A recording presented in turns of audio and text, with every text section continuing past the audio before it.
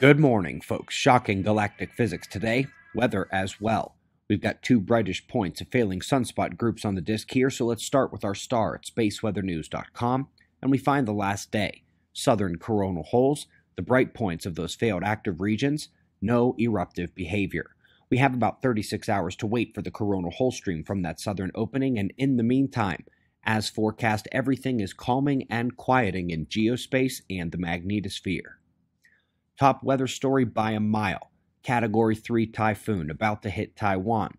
A slight change in the forecast couldn't spare the island nation, but it did change the total motion northward, and that means China is up next.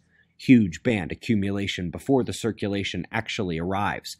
And of course, it is no surprise that the largest quake of the day happened here. Shared numerous papers over the years on the typhoon quake connection in the West Pacific. Okay, let's ease into the major galactic astrophysics with aesthetic pieces first. Starting here at Earth with a new sunburn map from NASA, they deliver the risk during every month of the year here. Up next, we're sticking with pretty images, but we're coming out to space. The Serpent.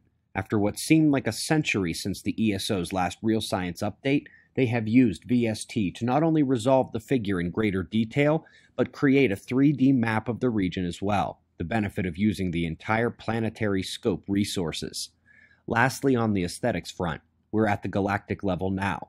This is NGC 5866, and we look at it within a degree or so of being perfectly edge-on, one of the closest to that edge-on views we do see in the heavens. So now that we've arrived at the galactic level, let's go to quasars. An open problem exists here.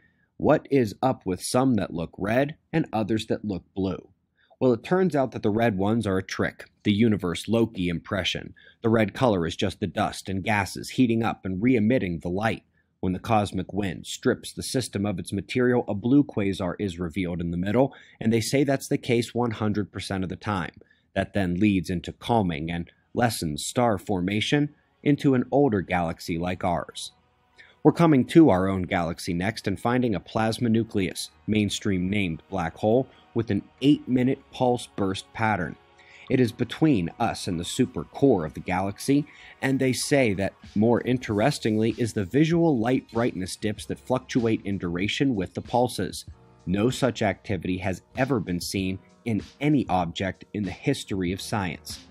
Also never seen, dark matter, and in fact it is taking a hit this morning in large-scale mapping as ALMA wrecks Hubble-based math. The squares have galaxies that Hubble can't see. They are seen on the right there by ALMA. These are the most massive galaxies in the early universe, and they have been almost entirely missed by modelers of the cosmos. Not only that, but there are so many of them that it exceeds the feasible production with the dark matter model.